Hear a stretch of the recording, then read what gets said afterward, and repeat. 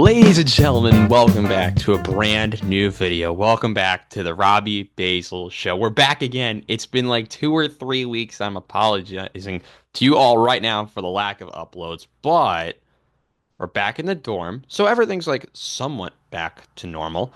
I just got back from a long break, and we are ready to go for another great year of the Robbie Basel show. We're closing on the second full year of the history of this show, which is absolutely insane.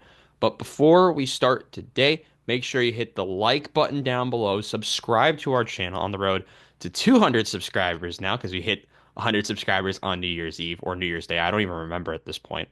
But first of all, big shout out to everyone who's been able to watch any of the streams throughout the season. It's been greatly appreciated. You all have been a phenomenal writing in the chat, viewing all of our content. Like most of those views have helped us get to that 30,000 view milestone, which we got a couple of days ago. So shout out to everyone, all the viewers, everyone who's been involved. I also like to shout out the team, from Gans to Jacob to Welling and Rome, who put on a show. Chase, my guy Chase Creedy, who's done. We are now the most used broadcast team, and hopefully you will see us in the NFL playoffs. We'll let you guys know the full schedule on Footy Fridays this week, which will be hopefully be going live at about mid to late day Friday. Big show there, by the way, as well. And hopefully we'll get my boy Dylan Shalom on the show as well. We'll see. We'll see. Wait and see on that one, Chad. But regardless, we have a lot to go over today, and we're going to begin with you guys hitting the like button again. So, also, drop a follow on Give 'em Five. We're about to hit 100 followers on Instagram, so if the handle will be in the description.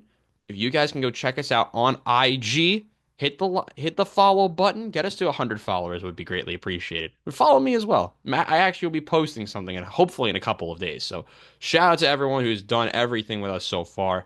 It is cold. It is, like I said, cold. But know what isn't cold? The college football playoff. And we have one game left, chat. And we're calling that national champion. I'm part of that team that called the national championship right here on Give 'em Five, which shout out to everyone who's given me that idea to possibly do that game. But these playoff games have been nuts. I talked about on Footy Fridays. We're gonna briefly go over the Notre Dame game again. Um, the bottle factory ensued. I wish I could put up some clips, but um, essentially, Drew Aller threw a pick. Notre Dame took advantage. They got a field goal and they won the game with 7 seconds left, courtesy of Mitch Jeter. Notre Dame's going to the national championship. Biggest takeaway: Notre Dame were great in the clutch with Marcus. Marcus Freeman proves everyone wrong. They're going to the national championship. Yada yada yada. We know where this is going. And then we had the game on Friday night with Ohio State and Texas. This game was actually more similar to the first one than I thought it would be. It started it off with the first quarter. Quinshawn Judkins got a touchdown, and Chase and I both thought when we were off the air that this was going to be a blowout again. And we were kind of nervous for that because we had some good viewers, people writing in chat. Everything was going great. And then the game slowed down so much. We didn't get another point in this game until 29 seconds left in the first half because Texas refused to move the ball down the field. Ohio State kept getting stupid penalties.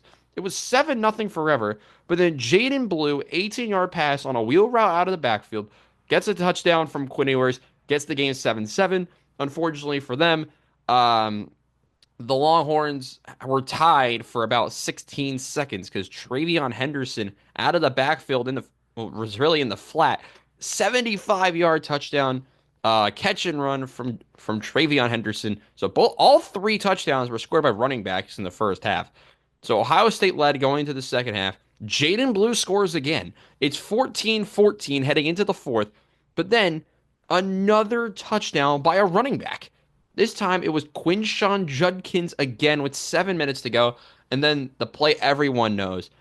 2 minutes left, around 2 minutes left. Texas have been stopped in the red zone so many times. They were on the goal line. Big loss on a previous play. It's now 4th and goal.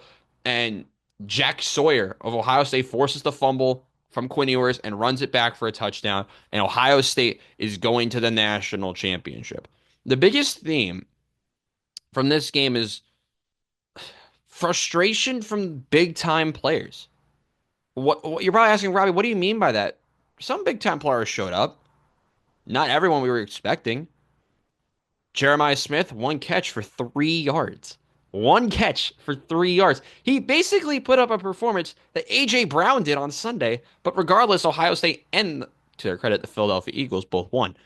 Mecca Abuka, okay, he had 5 for 51, but the leading receiver was the wide receiver three and a player that a lot of people could agree on that could be a number one receiver at 99% of programs in the country in Cardinal Tate, who went 7 for 87, had made some big time catches throughout this game in the first half and the second half, really helped move the ball down the field for OSU.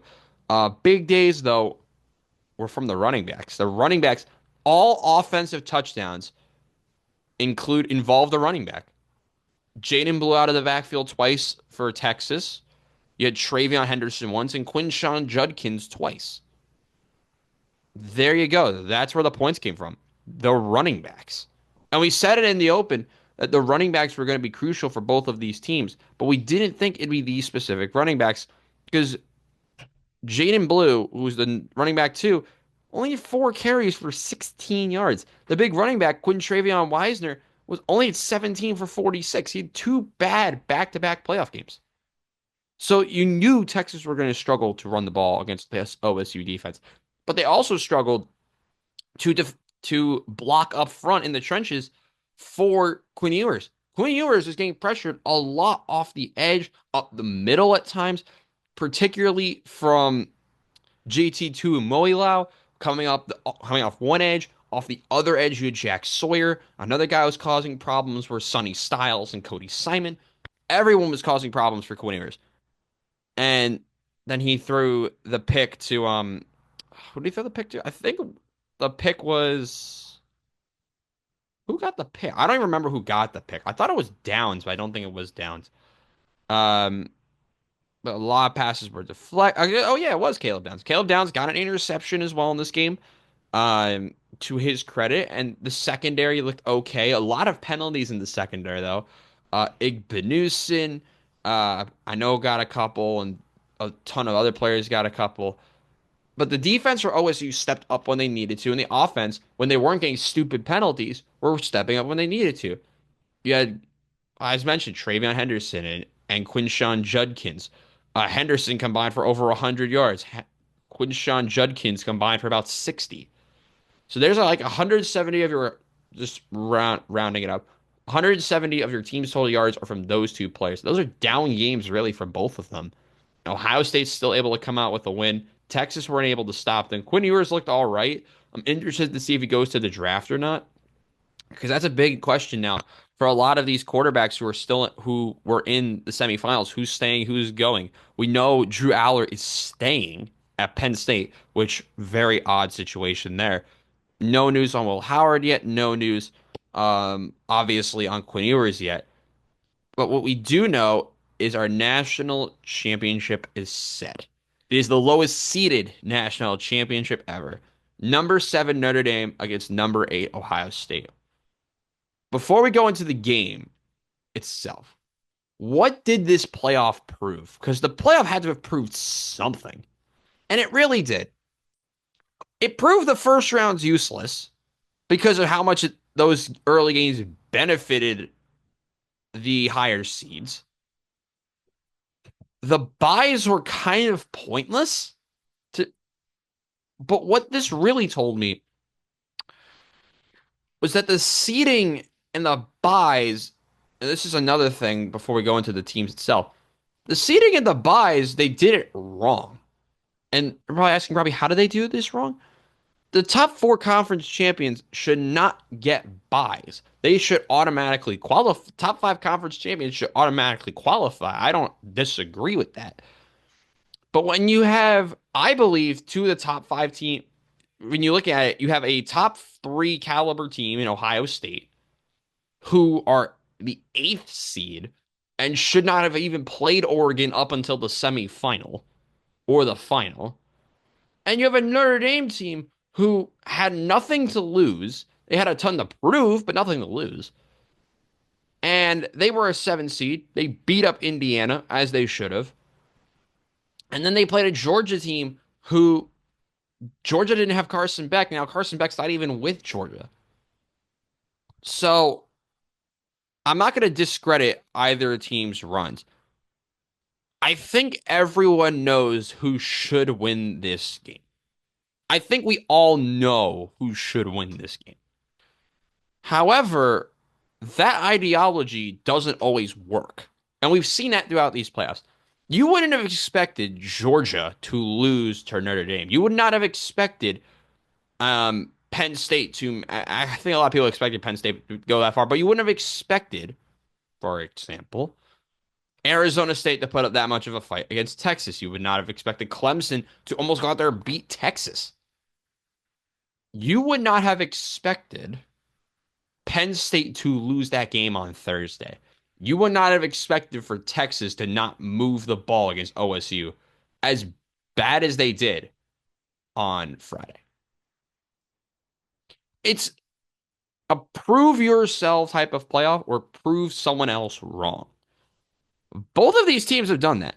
Ohio State proved themselves to be one of the best teams in the nation. They should not have been the eighth seed. And I said that from the get-go. They should not have been the eighth seed. And Notre Dame are proving everyone wrong because some people didn't believe, myself included, didn't think Notre Dame had what it takes to go far in this playoff. So what this playoff proved, underdogs are favored in this. Underdogs have the better chance because they've played and they've gotten the reps that they've needed. And when you get hot in a playoff for anything, and hot in the playoffs for anything, you are more deadly than your opponent. We saw that with Notre Dame. We've seen that with Ohio State after their terrible loss to Michigan. But this is the first playoff, I believe, ever where we will not have a conference champion in the national title game. It's a very weird idea to process. But that's the storylines. Let's talk about the actual game now and what I expect to happen in this game. I expect Notre Dame to run the ball. That's going to be their big focus, whether it be with Jeremiah Love or somebody else. Ohio State is better in every facet compared to this Notre Dame squad. We can all agree with that. They have a real quarterback who can go to the NFL and be a early day three pick compared to Riley Leonard, who I think will be a very late day three pick at best. The running backs are evenly matched. Two teams with phenomenal running backs with Travion Henderson, Quinshon Judkins versus Notre Dame, who are, of course, headlined by Jeremiah Love. But they also, I'm trying to remember who that other running back is. Oh my God. I'm so sorry, chat. Um, I know it's Love, and Price. I almost forgot about Jadeveon Price. They have Love and Price. They have Leonard who can also run the ball, just like Ohio State has Will Howard who can run the ball. So the running games are nearly identical.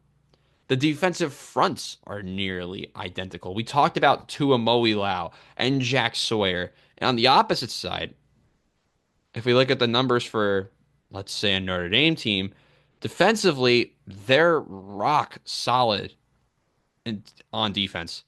You want to talk about people who could cause problems. They have Mills and Hinsha and Cross and Tubi Halamaka. Like they they have both teams up front are going to cause so many issues for each other. And it's awesome to see that. But you have a team with a much better receiving core. You have a team with a much better secondary group and linebackers. Like I know that Jack Kaiser and Xavier Watts and Bowen and Schuler, they can all, and Asbury and Snead, for Notre Dame, they can all make an impact whenever they're on the field. But going up against, I think this is where they're going to have trouble.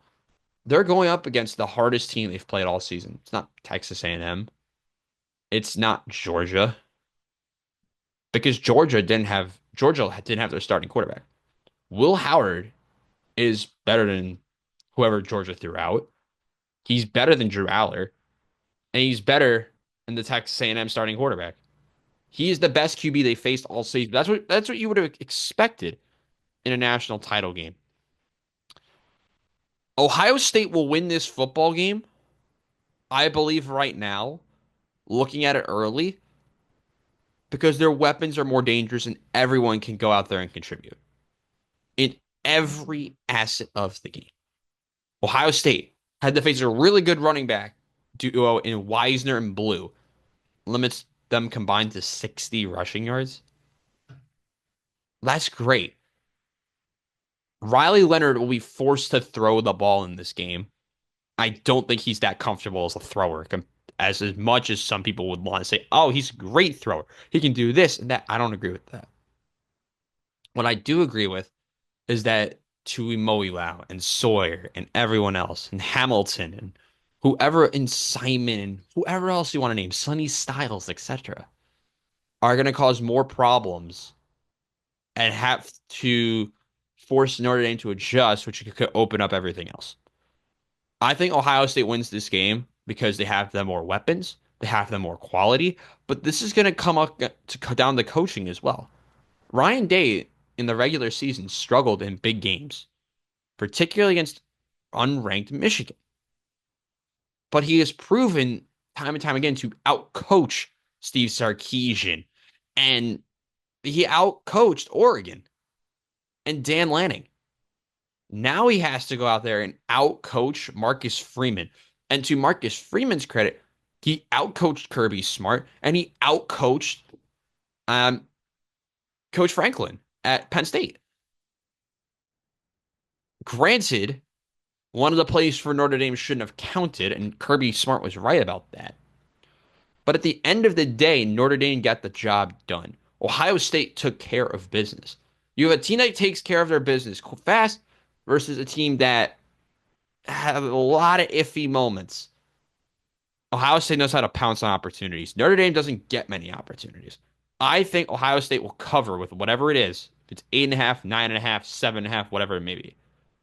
Ohio State should win this game. They have the more quality. They have the better tack on offense. They have the phenomenal defense. They have the quality. And they have to go out and prove it.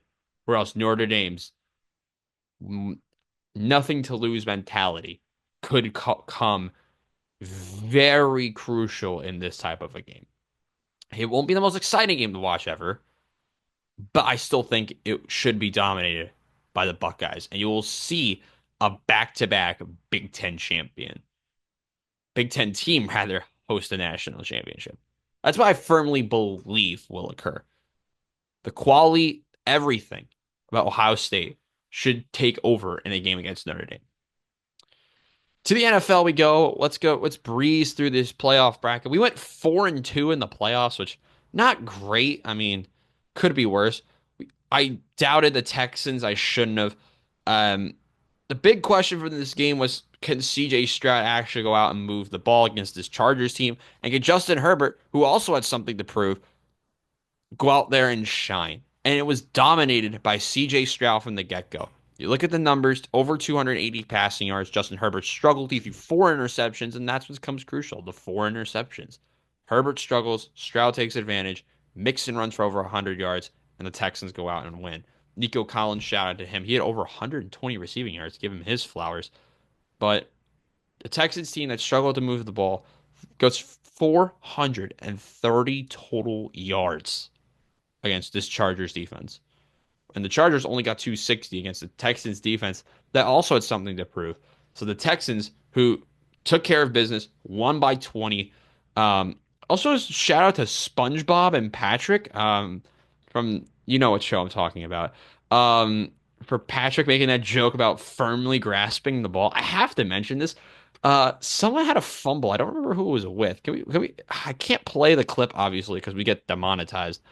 Um, but the Texans fumbled, and then the Chargers got it. Nate Burleson, who was doing commentary for that game, was like, and the Chargers got it. And he's like, you did.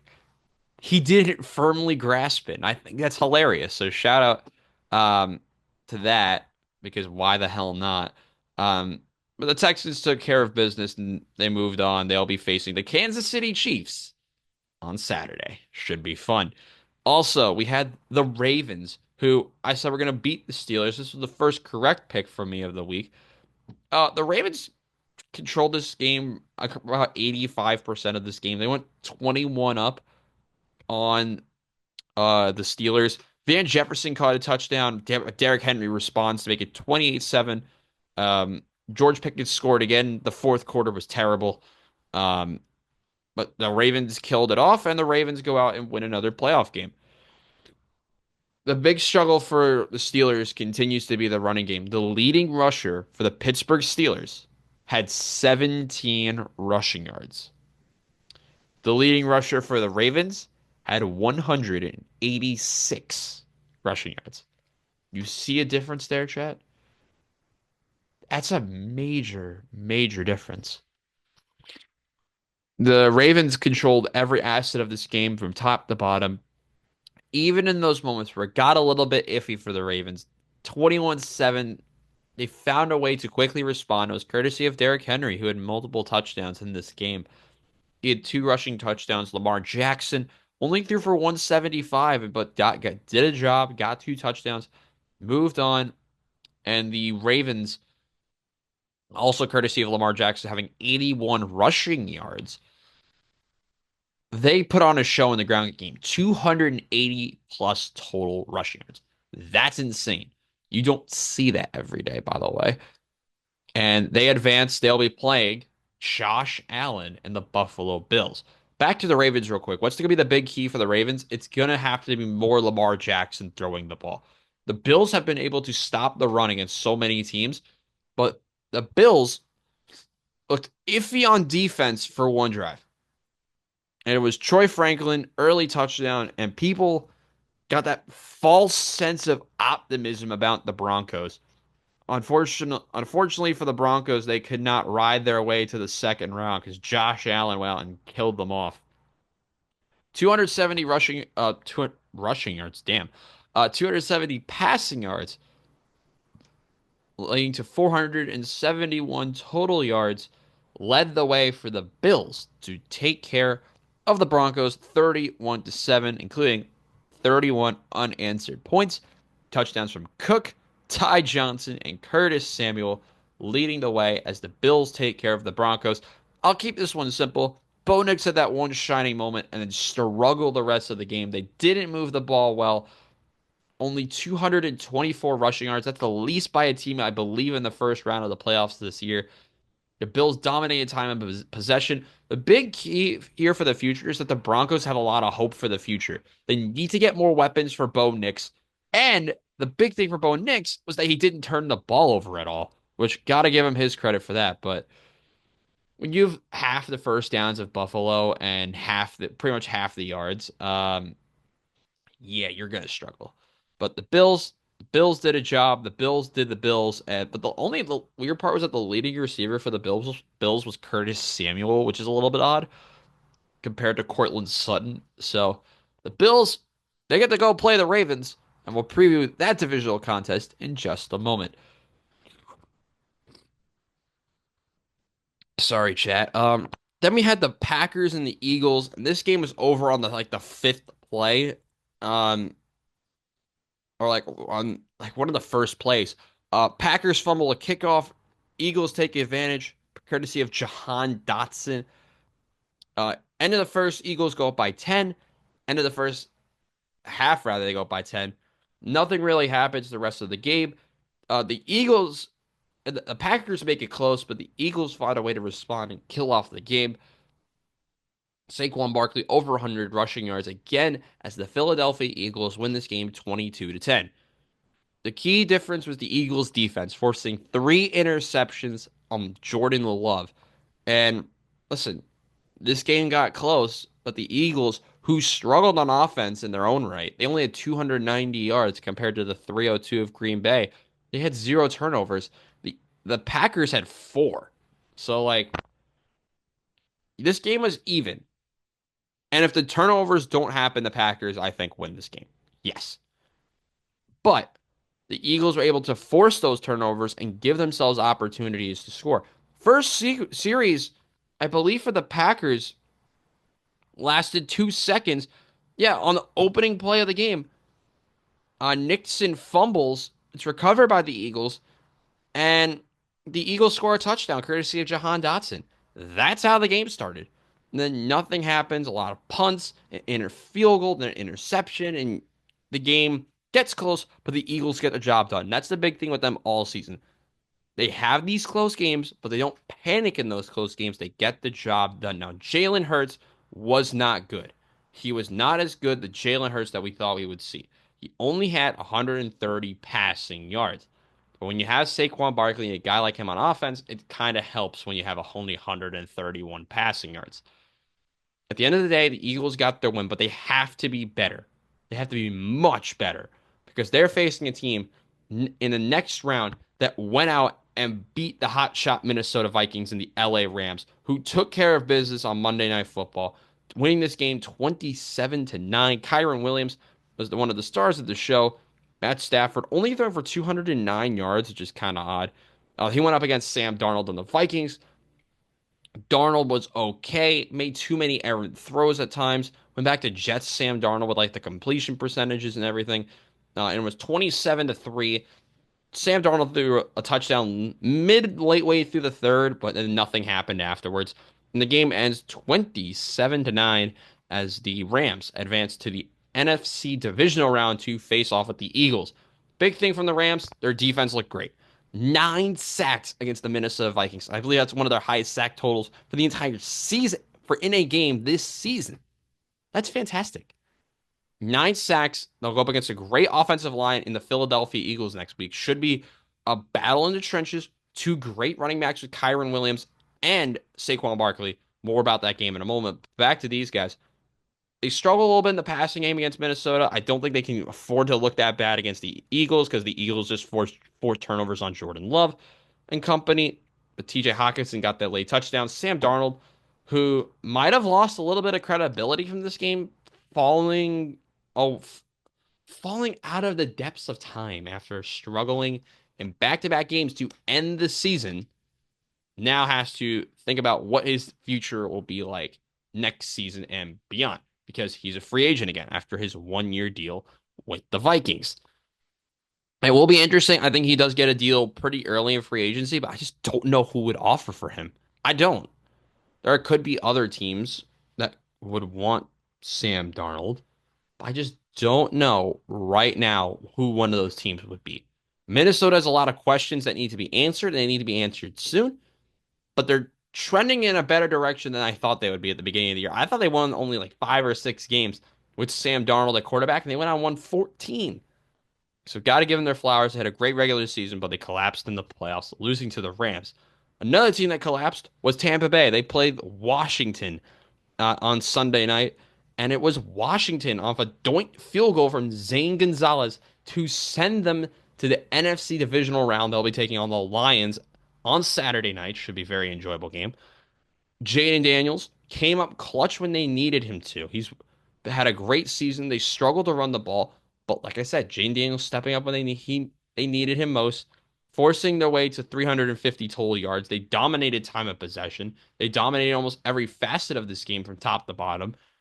De'Ami Brown getting a touchdown for himself. Terry McLaurin getting a big touchdown early in the fourth to give Washington the lead. They got a 3-point lead after Bucky Irving scored to make it 17-13 late in the third. Terry McLaurin scores, and then Chase McLaughlin gets a field goal, which forced Washington to have to march down the field. And guess what they did? And they got a late field goal with time expiring to win. The Washington Commanders, a team that everyone thought could be the sleeper team at the beginning of the year, we all questioned them all season long, are going to the divisional round to face the Lions. Okay. But by the way, I nailed that pick because I did pick the Commanders to beat the Bucks. But the Commies advance. So the only two picks I got wrong were the Texans beating the Chargers and the Rams beating the Vikings. But we have this divisional round. Let's run through this real quick because we got more to talk about. I believe we have, yes, 2 more big topics to talk about today. We're kicking it off with the Chiefs and the Texans. This game's gonna suck. This game's gonna be boring. Nothing's gonna happen. I have the Chiefs killing off the Texans 17 to 10. This game's gonna be awful. Whoever has to commentate this game, it's gonna be on ESPN. So if you're watching on ESPN, have fun. Um, this game is gonna be bad. No one's gonna want to move the ball. Chiefs win 17-10. It's my early prediction. Late touchdown, probably by like Pacheco or something. I don't know. Or Kareem Hunt. But Mahomes, who didn't have 4,000 yards, he actually had a way better season than I thought he did. But yeah, Chiefs kill off this game. They win 17-10, advance to the AFC Championship next week. Let me get the Lions and the Commanders. This is gonna be the game with no defense. If you hate defense, watch this game. Um, I think this game's going to be way more open compared to any other playoff game that we're going to see. I like the Lions in this game. Commanders are going to be throwing the ball down the field left and right. Jane Daniels going to try to make so many different plays. But the Lions playoff experience, I think this is where this halts the Commanders. I got the Lions winning this one by only a couple against the Commies. Then we got the Eagles and the Rams. This is the weirdest game because I don't know how predictable this is going to be. I have the Eagles winning in a low scoring affair against the Rams. The Rams, I think, are going to really struggle against the Eagles secondary. I think they'll have a lot of turnovers. Defensive magicians, the Eagles win this one, I think, by less than 7. I know it's Eagles -6. I would take that, by the way. Eagles -6. Actually, no, I wouldn't. I don't know what I would take yet because I don't know what the official line will be for this game. I have the Eagles winning though against the Los Angeles Rams, and then we got the Bills and the Ravens. This is like I did call this game would happen. I think everyone and their mother did that, but I'm just trying to make sure of something because in the end, there's so many different ways this game can go, and if we look at what I expect for this game, um, I'm gonna go with the Buffalo Bills. I think Josh Allen, if there's anyone who knows how to rise up to the occasion at any point in a game this season, it's been Josh Allen. I'm going to go with Josh Allen here against the Ravens. I think this game is going to be remarkable. I think this will be the best game of the week. I think everyone can expect that. But the way the Bills can capitalize on the Ravens, I'm going to say it's going to be the Buffalo Bills. So my AFC Championship would then be Kansas City and Buffalo and Detroit and Philadelphia, just like I predicted in my last video, which I went over the whole NFL playoffs on Footy Friday. So make sure to go check that out, by the way. NFL playoffs are going to be dramatic, but we're heading over to the main sport of this channel, main sport of one of the shows. We got to quickly go over the FA Cup because a lot of dramatics happened over the FA Cup this weekend. So shout out to the Cup because it was amazing. We didn't have a lot of upsets. We had a lot of predictable results, though. We're going to go over a couple of them. Shout out to Chelsea for winning. Man City put 8 past Salford. That was what we were expecting. The biggest upset in the beginning almost happened on Saturday. Leeds was struggling against Harrogate, and it was a very weird back and forth, but Ramazani scores the winner, and Leeds only wins 1-0 against 4th tier Harrogate, which take that how you will. Also, shout out to, where are they? Tamworth. We got to give Tamworth their flowers, damn it. They went to extra time at home against Tottenham at the Lamb Ground. That's what their ground is called, the Lamb Ground. And a team from the National League went to extra time against Tottenham. So, yeah, Tottenham almost bottled it. But they did score 3 extra time goals to win 3-0. Newcastle at one point was struggling with Bromley, but they beat Bromley 3-1. Ipswich won. But the biggest upset was not Stoke Sunderland, even though I did predict that to happen. We got to find them. It's Brentford against Plymouth. Now, Plymouth are bottom of the championship. They have been awful. They just sacked Wayne Rooney. They have had nothing go right this season until Saturday because Brentford went out and couldn't score and lost at the community stadium for like the second time this season. And it was against Plymouth? The Pilgrims are sailing to the 4th round while the Bees stung themselves in the end. Yes, the puns are coming back again. And Plymouth to the 4th round. Terrible game to watch. I did watch part of it on Saturday. It was bad, but not as bad as Arsenal Man United. I'm going to rip into some teams right now. Manchester United. They deserve their flowers for this. They started a 19-year-old Bander in goal. They played three at the back. They got a red card and limited Arsenal to one goal. They went to penalties. Arsenal missed two. Manchester United made all five. And Manchester United are going to the fourth round and win at the Emirates against Arsenal. And that's why I'm wearing the Basel merch. Logo is right here. FCB, because that's a team that doesn't lose in the cup. I don't think they have lost in the cup. That would be pretty ironic if they've lost in the cup this year, which I don't think they have. No, they didn't.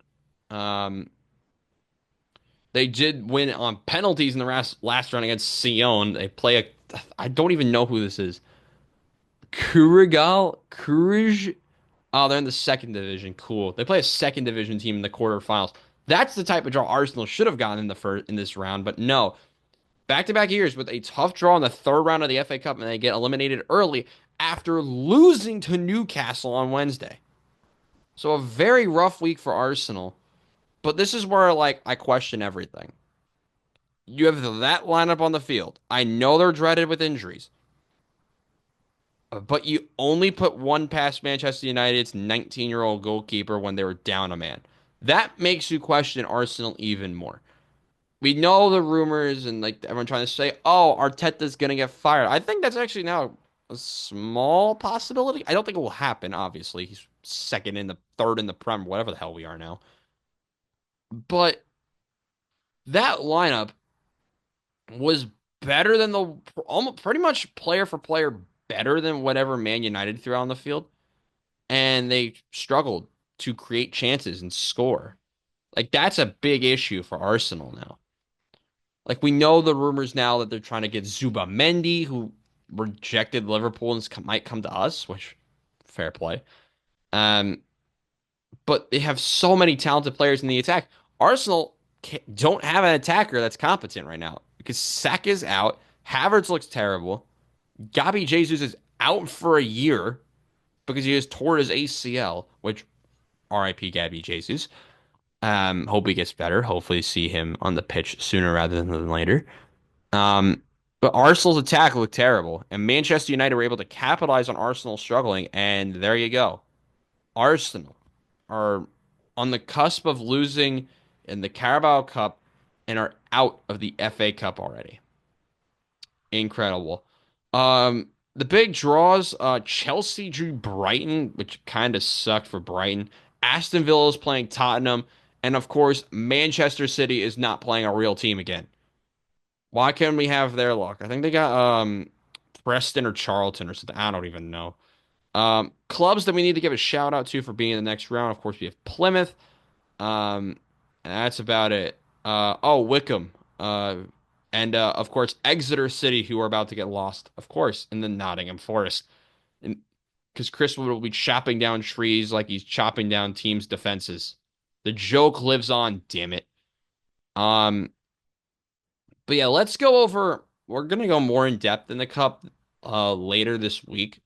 But real quick, rapid fire Premier League predictions for this week's games, so you guys can go over all of them right now, and which is this is gonna be weird because you guys will be seeing this after the games happen on Tuesday. So take that how you will. Um, First games first, we got Chelsea against Bournemouth. Very weird match. I don't know who's gonna be starting for both of these teams. Bournemouth, who have been okay. Chelsea have been flying, but Chelsea are going to right off the highs that they had against Morecambe. I'm going to say Chelsea win this game 2-1 over Bournemouth. Then we got West Ham and Fulham. West Ham, of course, sacking Lopetegui a couple weeks ago. Fulham, they're going to West Ham. I think West Ham and Fulham will draw one apiece. Give me a draw. Brentford, who are trying to rebound after losing to Plymouth, I think get a draw. I mean, playing at the community stadium has been a struggle for everybody. Man City are going to be on too much of a high after scoring 8 against Salford. Also, shout James Mikety for getting a hat trick against Salford. Brentford has a real defense, 1-1. Nottingham Forest and Liverpool, we're saving for the end. Tottenham, where's Tottenham? And Arsenal, also saving for the end. Leicester against Palace tomorrow. Very weird game for both of them. I'm gonna say Leicester gets a result at home against Crystal Palace. Give me a 1-0 to Leicester. I think they get the result. Everton against Villa. Everton, of course, sacking Sean Dyche in favor of David Moyes. Very weird hire of David Moyes. Um, Everton, I think, get a result though. Give me a 1-1 for Everton. Newcastle against Wolves. I think Newcastle won this game 4-1. I think Newcastle's attack has looked really good this season. I think will continue their great form. Now, give me a brace for Isak 4-1 for Newcastle. We got Manchester United on Thursday. They're taking on Southampton. United, I think, are going to get some really good form in now, right before the end of the transfer window. Could start to open up some signings for them in the end. Give me Manchester United 2, Southampton nil. And then we got Ipswich Town. They're taking on Brighton. I think Ipswich get a result. I think the Seagulls love drawing games. So does Ipswich. Give me a 1-1, Ipswich and Brighton. We got Arsenal against Tottenham. This game is going to be. I don't want to pick this game. I'm going to say Arsenal have been in terrible form scoring recently, and Tottenham's in 12th. Well, shout out to Tottenham for being in the Europa League and killing in the Europa League. Tottenham struggled against Tamworth, and I think they're going to struggle here, even though they just went out and beat Liverpool last week. 0-0. Arsenal and Tottenham 0-0 in the North London derby. And then finally, to finish off the rapid fire predictions for this week, because we're gonna go over almost all of these games on Friday. Um, we got Nottingham Forest and Liverpool. Now, I think this season could completely change. This game could completely change the Premier League season, and it does. Nottingham Forest gets a result against Liverpool twice. 2-1 at the City Ground. Nottingham Forest wins and will be, I believe, only 2 or 3 points off the top of the league and would go into second. If they lose, though, this could start the free fall of Nottingham Forest, but I think they go out there and get a result. Give me 2-1 Nottingham Forest. Finally, today we're going to talk Australian Open tennis. Tennis is back. It's tennis time, chat. Let's go over some of the big results. We had a couple of big upsets. We'll go over some of the days now. We Casper Ruud, who looked really uncomfortable against Munar. I watched a little bit of this match. Ruud dominated the first set, then got dominated himself, and then I turned it off to go to sleep because the match is at like 10:30 at night. I moved in the next morning. Ruud won, looked terrible doing it. We had Felice beat Virtanen, and then not really other matches at the night. But in the early morning, we had Kokkinakis, Draper, Thompson won. Yannick Sinner beat Jari. Terrible draw for Jari. Jari should have been in a much better situation than that, to be fair. Not a lot of upsets but we did have one on the first night, and it was Mickelson of the USA going out there and beating Stefanos Tsitsipas in 4 sets, 7-5, 6-3, 2-6, 6-4. Tsitsipas, back-to-back majors. He's out early. He is eliminated. Also out early is Tabilo, the Chilean, the clay court magician, out in the first round to Carballes of Spain after Tabilo won the first set 6-1. Francis Tiafoe, very uncomfortable match for him. He wins in 5 sets over Rinderknech of France. Zverev won comfortably. Riley Opelka, Hugo Humbert all won. Machak from the Czech Republic won. Lacheka, also of the Czech Republic, won. And that was the big result from the first 2 days. Monday, we had Medvedev in a 5-set thriller over 18-year-old, I believe, a very young player from Thailand, Samaraj. We had Hubie Hurkacz beat Greek Sport in what could have been a trap match for Hubie Hurkacz. We had Gail Monfils get an upset win. Cerundolo walking over Bublik, which Bublik I thought was going to be a free upset over Cerundolo, but no, we got dominated from top to bottom and lost. Coric lost to Garin. Taylor Fritz, comfortable win for Taylor Fritz. He did everything he needed to do against Brooksby. Holger Rune went up against Zhang, and Rune lost the first set. That match went to 5 sets, you know. Holger Rune, though, getting the win in the end, and the 13th seed from Denmark is through. Cam Norrie lost to Berrettini. Kachanov beat Manarino. Tommy Paul went to 5 sets with O'Connell. Very weird match there. Grigor Dimitrov had to retire.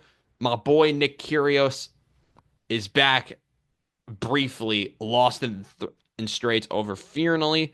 Novak Djokovic, seventh seeded Novak Djokovic, by the way, won in four after dropping the opening set.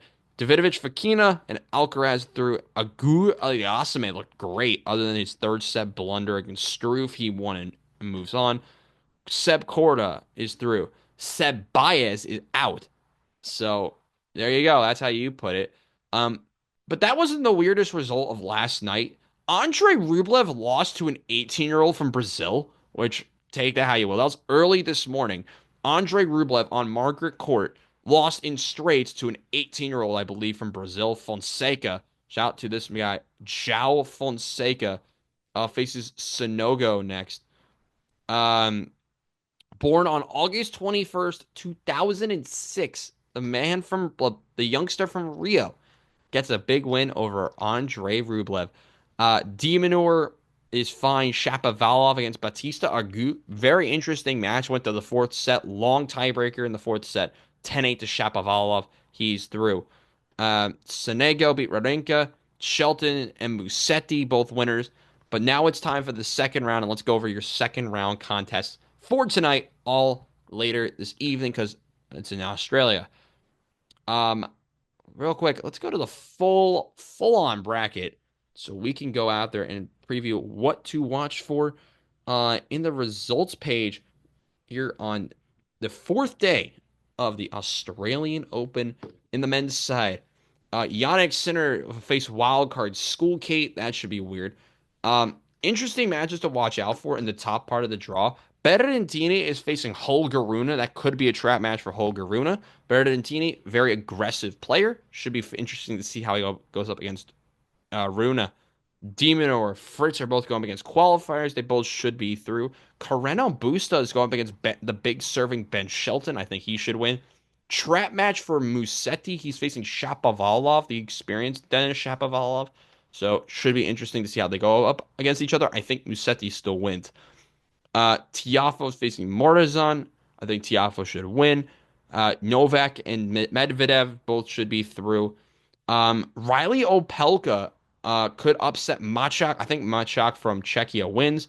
But I think that match could go on for a very long time. That match is tonight, 7 p.m. Eastern on ESPN. Kokkinakis will have the crowd behind him. The Aussies going up against Jack Draper of England, of rather the UK. Seb Korda is going up against Vukic. Very popular upset tonight. For this round, Vukic over Seb Korda. Another popular upset pick, Mensik over Casper Ruud. I think Ruud wins this match, but Jakub Mensik is really, really good. He should not be this low. The player from Czech Republic. So I'm gonna go with Ruud. Over Mensik, but it's gonna be a long match. Another possible long match, Davidovich Fokina. Very aggressive, very hard to break down. It goes up against Canadian Felix Auger-Aliassime, who had a bad couple of years, but is starting to turn a corner. That should be a very interesting match. Nisha Corey's against Tommy Paul. Another weird match for Tommy Paul. Should be interesting. And we also have on the bottom of the draw, Pedro Martinez. No, not the baseball Pedro Martinez. Tennis Pedro Martinez going up against the number 2 seeded Zverev. So should be very interesting on the men's side of the draw. But let's go to the women's side of the tournament. The women's part of the tournament. Let's go over some of your crucial matches on the women's side. Sabalenka, we know what she did. She won. We had one seeded player lose very early. It was Noskova, the 29th seeded Noskova in this part of the draw lost. Andreeva, Schneider, both won. Donna Vekic of Croatia won. Zhang Goff faced Sophie Kennan in a match I thought could have been a trap game, but no, Sophie Kennan got outmatched by Goff. You'll see Sophie Kennan play on in doubles next week. Very weird match of two former top players, Naomi Osaka and Caroline Garcia, with Osaka taking care of it in the third set. Ostapenko, another doubles merchant. Well, I wouldn't say doubles merchant. She's very good at doubles. She's one of the top doubles, part of the doubles duos this week. Upset by Bencic from Switzerland. Paula Badosa is through. Um, Samsonova, Kostyuk, both easy matches. Mertens had a very uncomfortable match with Golubic from Switzerland. Just to bring that up. Jess Pagula, Rybakina, um, Yastremska, Maddie Keys, all through Danielle Collins. We all people would you expect to win. Boltier, Svitolina, Paolini, Emma Navarro went the distance against Stearns, and Emma Navarro almost lost this match. She lost the opening set. She had to go to another tiebreaker against Stearns, and she came out with the win in the end. Maria Sakkari is out. Anj Jabor is not. Putin Seva is through. Kasatkina, Emma Raducanu upsets Alexandrova. Bronzetti upsets Azarenka. Very fun over there. And of course, Iga Zaviatek through as well. Let's go over your popular matches for the next round. Of course, you have Sabalenka against Buzas Monero. She should beat Buzas Monero very easily. Blinkova, who I think could be an upset pick over number 23 seeded Fritsch from Poland, should be interesting. Donna Vekic, I think, should be through along with Schneider and Indriva. I think all of them should win. Paluchenkova, I know I said that wrong. Against Potapova could be an upset pick for this round. Zhang and Goff should be through easily. Naomi Osaka, I'm picking over Muchova from Czechia. My upset pick of Naomi Osaka. That'll be a fun match to watch out for. Badosa, Kostyuk, and Pagula.